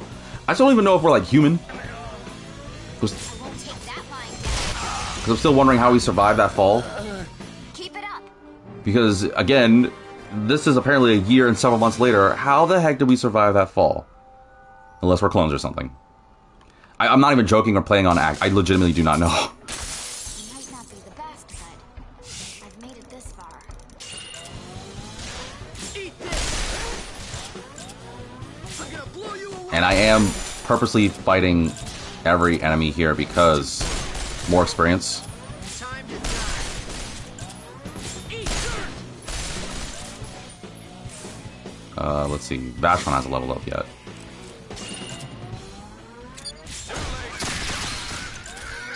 Bye. Bye. No, not you. That wasn't so hard, was it? Level up. Who do you think you're missing? Get one more. Oh, darn it. I couldn't get another one in.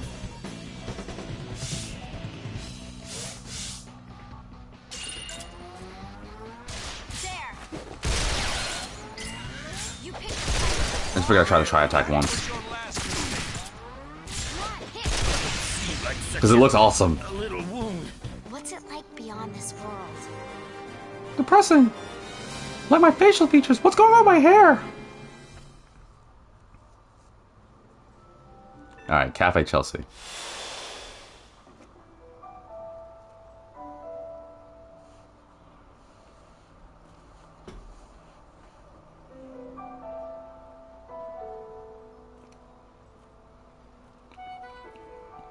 This is an easy one.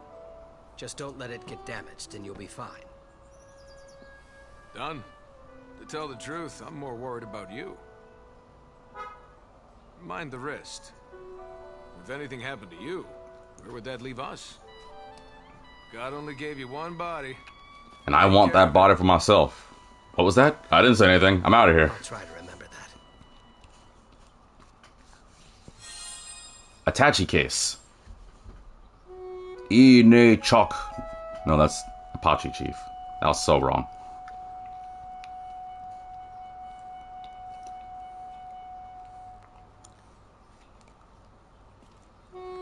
Oh god, my animation is just so weird looking.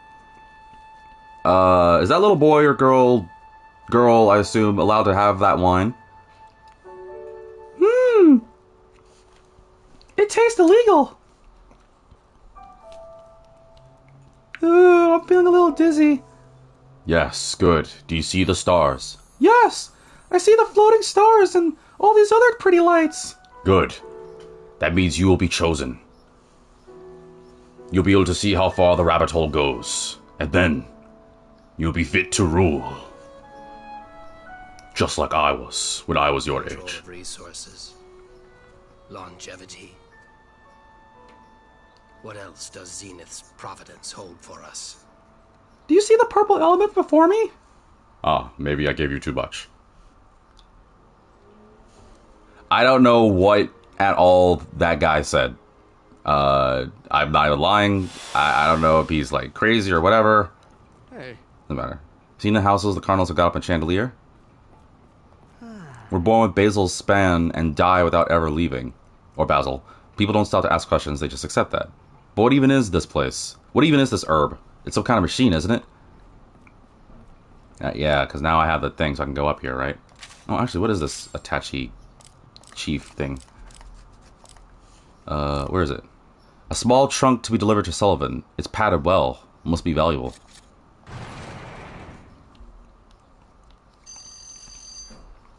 I don't get money from beating enemies, but I get items to sell, and I sell those items for rubies, so I'm probably gonna get a ton of items. So long. There was a time when the sun used to rise and fall on a regular, predictable cycle. You could tell exactly when dawn and dusk would hit every day, regular as clockwork. I don't know what that means. How you doing? Mankind receives the grace of Almighty God through his gift of the energy hex. They embody our God-given right to free choice and represent the physical bond we share with Basil. Or Basil. Nobody really knows how to say this place, it's been so long. Ah. At least that's what the preacher said.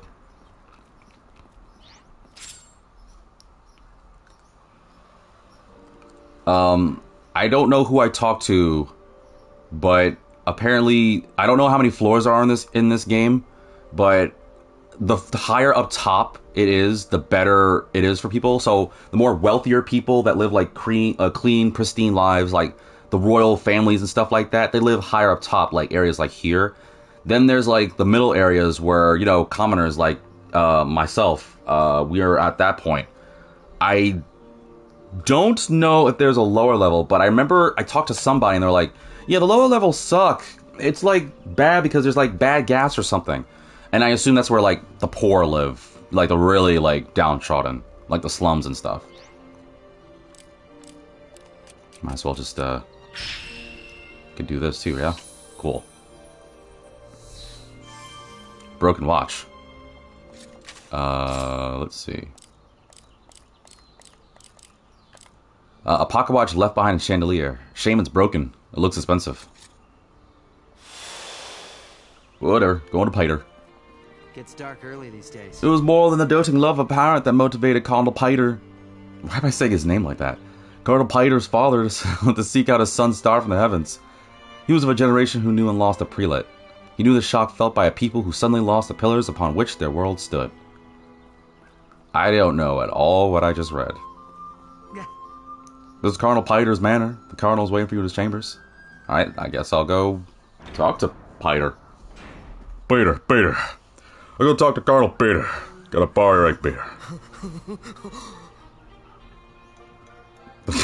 Piter.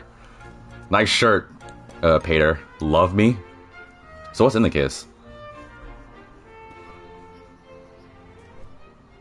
A necklace? So beautiful.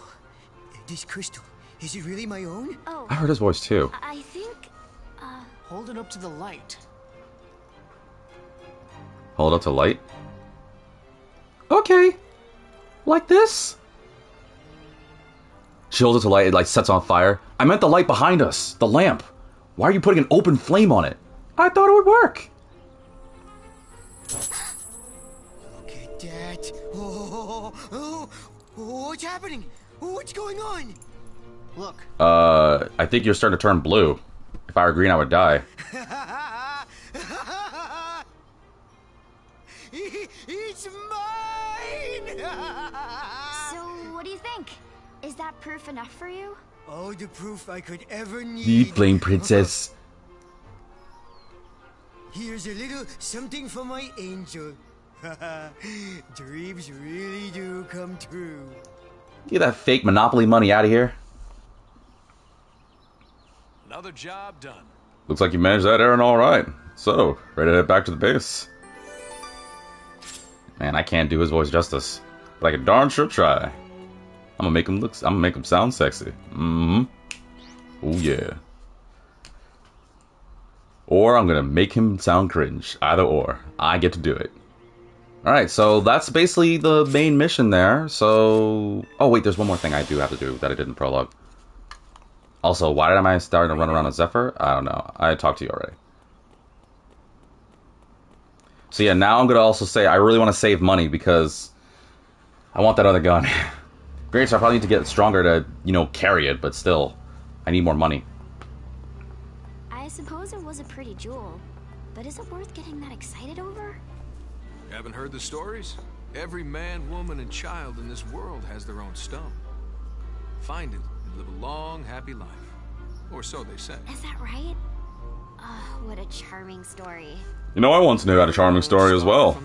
Apparently, I passed a stone. Kidney stones, rather. It hurt like hell. It was painful. But, like I said, every man, woman, and child may have their own stones if they're not careful. I don't think that's what we were talking about. Ugh. Yeah, my face exactly. Ugh. Stars don't come cheap, though. It takes plenty of cold, hard cash to make dreams like that come true. Is this really a dream if you can just buy it? Maybe it is. Maybe it isn't. Is this elevator thing safe? I don't know if I would want to do that. It looks like the thing from the movie Twister that I remember watching when I was like, I think 3 or 4. Well, I don't remember when I was watching 3 or 4, but I remember apparently when I was told I watched it when I was 3 or 4. When I was 3 or 4, folks, let me tell you something.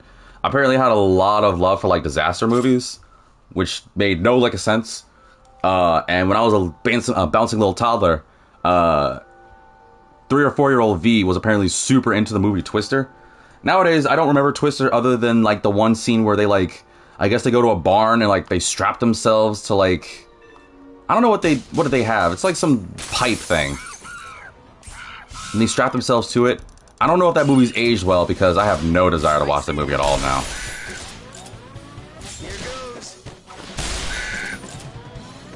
But I thought it was cool at least that they... I like it a lot.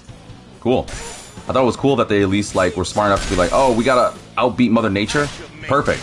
Let's just tie belts to ourselves and wrap ourselves around a pipe or something. I might be completely like missing some details there, but if anybody remembers the critically acclaimed hit movie Twister, or better yet, if you were around when Twister came out, leave me a comment in the section below. Then again, there's probably somebody out there that's like, what do you know of the movie Twister? You're too young for that. It's like, yeah. But age isn't a merit on, like, enjoying a good or bad movie, right? There's no such thing as an age limit on good or bad movies. It's just a matter of if you have good taste or not.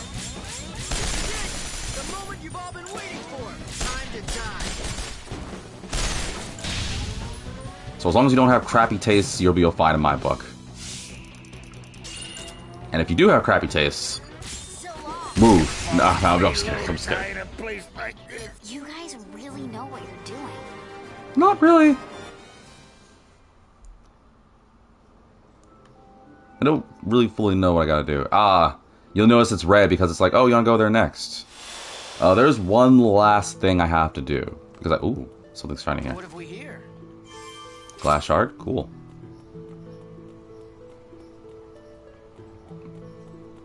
There is... Because I went to the guild. This was the last thing I did when I did my original episode. Was I went to the guild because I kept forgetting, oh, do I have to go to the guild to turn the mission? And there's another mission, right? Yeah. I seem to have dropped something and I'd like help finding it. I'll explain in more detail in person. Well, I guess I'll do that. So just one last mission I gotta be done. And then we can call it.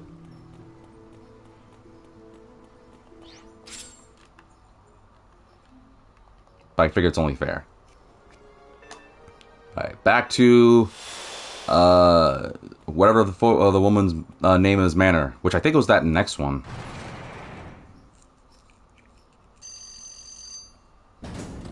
I don't want to go in... That thing doesn't look safe. Like, I get it. There's a lot of room, but like... If one gear falls apart...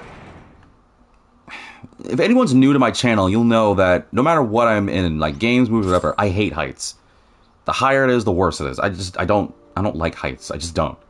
I don't vibe with that. And it's fine. Everyone's got their own cup of tea, but I don't dig it. It's dark early these days. It's been more than 20 years since we lost the prelate, and almost that since the death of Master Victor. Oh, I'm sorry. Would you listen to me? The world is dreary enough without dwelling on such gloomy things. Yeah, I've definitely found out in this prologue. This game is dreary, dude. It's bleak. Multi-aid? Heals 500 points of scratch damage for anyone within a set radius. Hi. This is Colonel Teresa's private residence. I must ask those with no business here to move along. Good evening. I have a problem I wonder if you can help me with. You see, I lost an irreplaceable watch the other day. I was hoping you could recover it for me. I believe it must have fallen out while I was on my way to Colonel John Paulet. John Jean Pallet. Colonel Jean Jacket's Manor. I also said Colonel when it's supposed to be Carnal, but whatever. Good evening. Ah, there it is. Thank you so much. This watch hasn't worked for a long time, but it's only keepsake I have of my late grandmother. Oh. I'm so glad you found it. Oh, well, my pleasure. I was literally about to say your pleasure. God, I'm so messed up. View detailed information on a target. Okay. Why do I run like that? I can't get these things off my sleeves. I keep shaking my arms as wildly and frantically as possible, but it's not working. You ever get that feeling? Like something's on your elbows and you just can't shake it off? Like a cat with sharp claws, or a snake, or a dirty sock? It just won't come off. Zephyr, what the heck are you talking about? Never mind. I'm also curious, because, again, and at this point, we're pretty much... I don't think there's literally anything left, because we're basically caught up to where I ended my original play of it, which is the prologue. Oh, well, never mind, I gotta freaking fight first. No worries, I can do this real quick.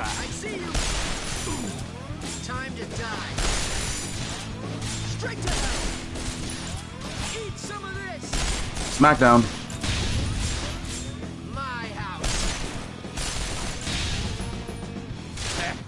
Ow.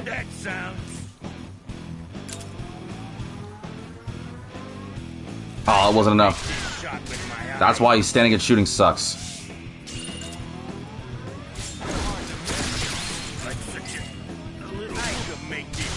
Ow. I gotta get Zephyr out of there. Hang on. I don't want to lose a bezel.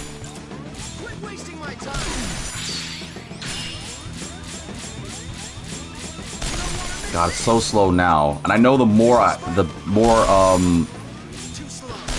charges I get with that gauge, the better rewards I'll get from them. Because that's what it said in the training. Problem is, I'm too low leveled, I don't have any good equipment.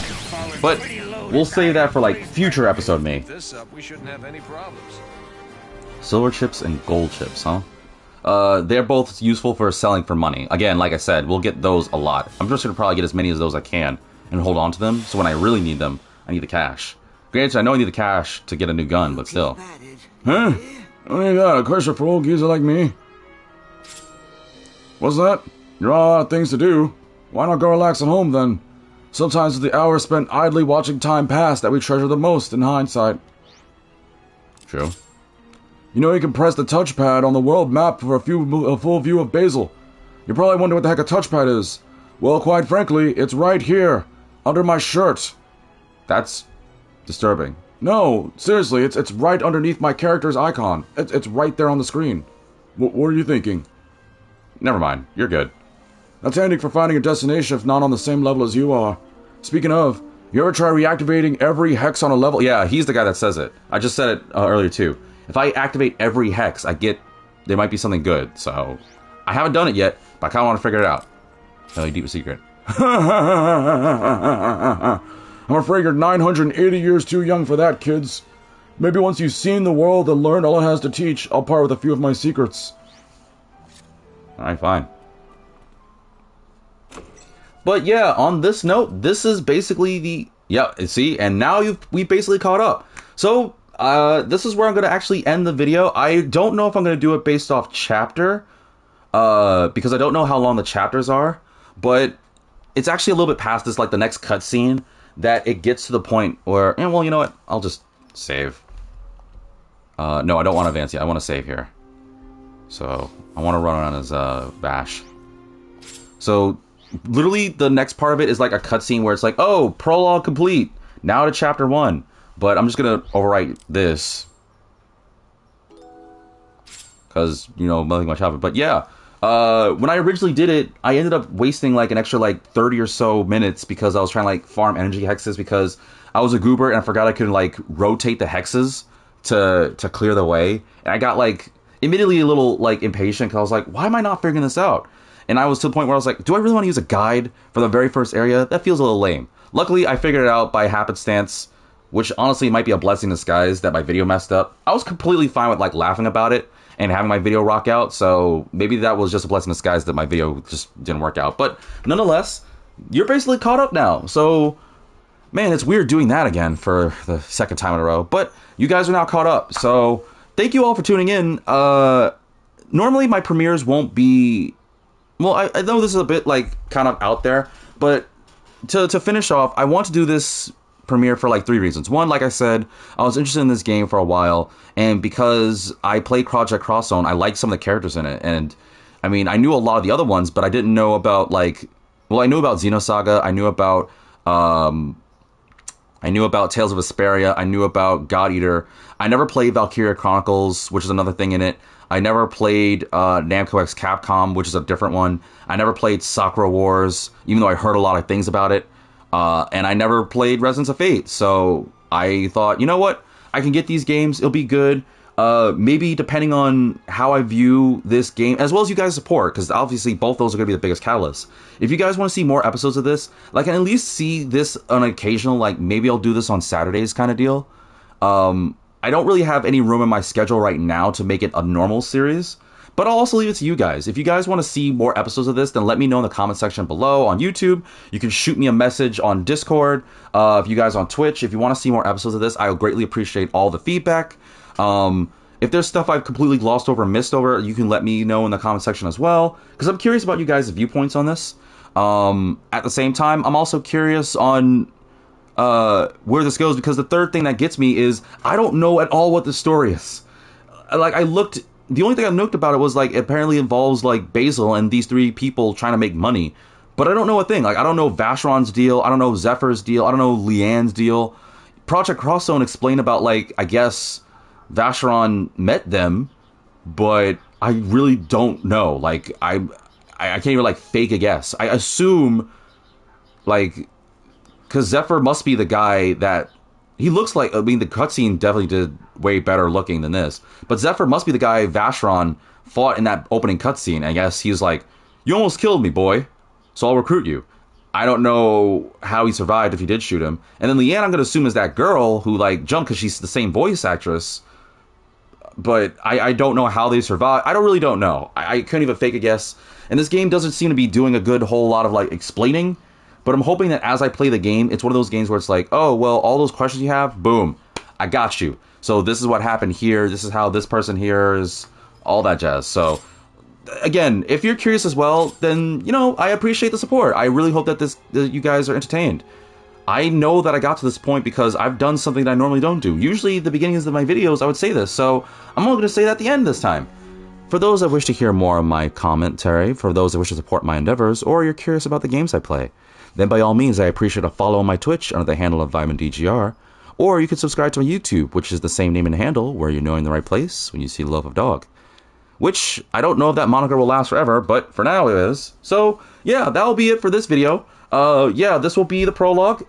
Next episode we'll do Chapter 1, and then from that point on, we're blind. We don't know what's going to happen. Will be more gunfiring, more shooting, more of that. Oh, one last thing. The reason I titled this episode the Bullet Ballet thing, is because in Project Cross Zone, Vacheron, who's apparently really funny in that game, I don't know who his Japanese voice actor is, but he calls like them doing this as a bullet ballet, which I always found was like very fascinating. But yeah, I'm very curious on how this game's going to be, and I really hope you guys like look more into it. So again, if you want to see more content of this, then please subscribe to my YouTube or follow me on Twitch. I really appreciate the support because I want to make this more of a thing.